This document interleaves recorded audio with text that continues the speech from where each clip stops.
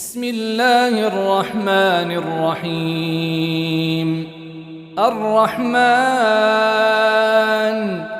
علم القرآن، خلق الإنسان علمه البيان. الشمس والقمر بحسبان، والنجم والشجر يسجدان. والسماء رفعها ووضع الميزان، ألا تطغوا في الميزان، وأقيموا الوزن بالقسط ولا تخسروا الميزان. والأرض وضعها للأنام، فيها فاكهة والنخل ذات الأكمام، والحب ذو العصف والريحان. فبأي آلاء ربكما تكذبان؟ خلق الإنسان من صلصال كالفخار، وخلق الجان من مارج من نار. فبأي آلاء ربكما تكذبان؟ رب المشرقين ورب المغربين.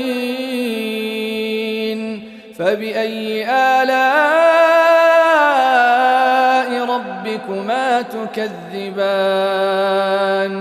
مرج البحرين يلتقيان، بينهما برزخ لا يبغيان. فبأي آلاء ربكما تكذبان؟ يخرج منهما اللؤلؤ والمرجان. فبأي آلاء ربكما تكذبان؟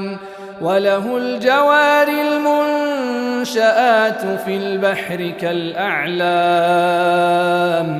فبأي آلاء ربكما تكذبان؟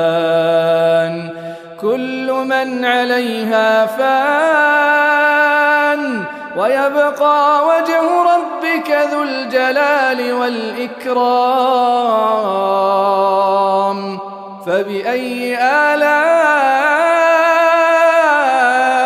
ربكما تكذبان؟ يسأله من في السماوات والأرض، كل يوم هو في شأن. فبأي آلاء ربكما تكذبان؟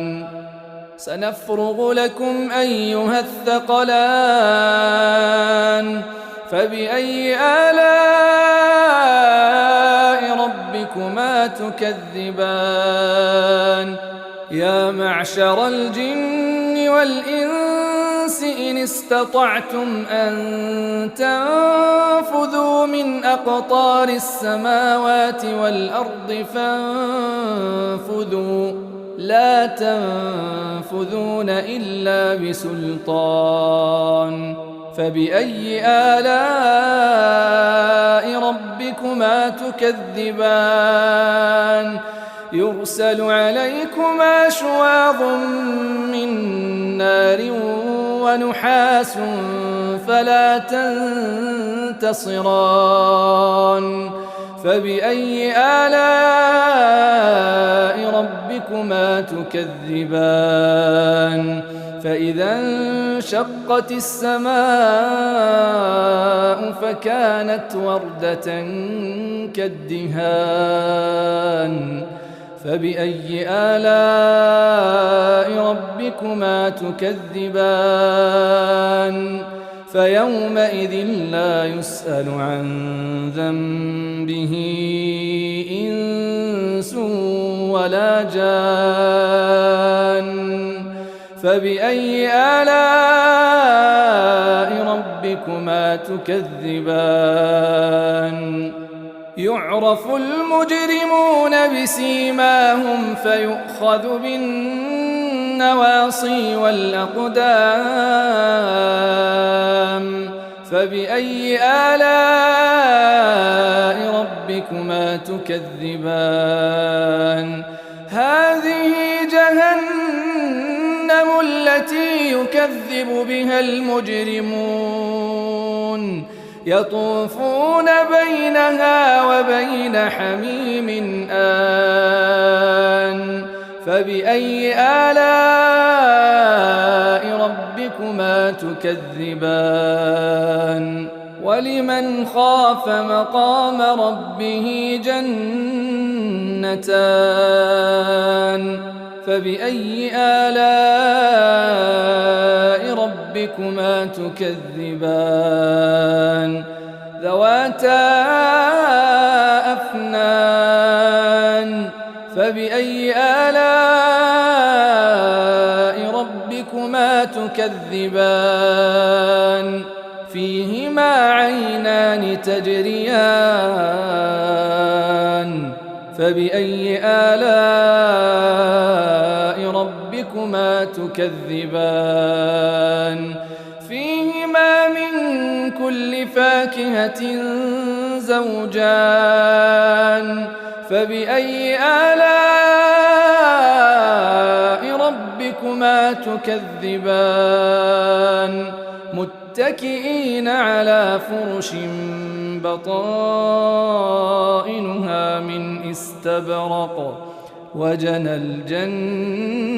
الجنتين دان فبأي آلاء ربكما تكذبان فيهن قاصرات الطرف لم يطمثهن إنس قبلهم ولا جان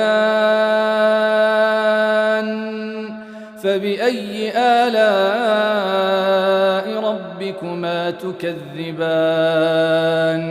كأنهن الياقوت والمرجان فبأي آلاء ربكما تكذبان هل جزاء الإحسان إلا الإحسان فبأي آلاء ربكما تكذبان ومن دونهما جنتان فبأي آلاء ربكما تكذبان مدهامتان فبأي آلاء ربكما تكذبان فيهما عينان نضاختان فبأي آلاء ربكما تكذبان فيهما فاكهة ونخل ورمان فبأي آلاء ربكما تكذبان فيهن خيرات حسان فبأي آلاء ربكما تكذبان حور مقصورات في الخيام فبأي آلاء ربكما تكذبان لم يطمثهن إنس قبلهم ولا جان فبأي آلاء ربكما تكذبان متكئين على رفرف خضر وعبقري حسان فبأي آلاء ربكما تكذبان تبارك اسم ربك ذي الجلال والإكرام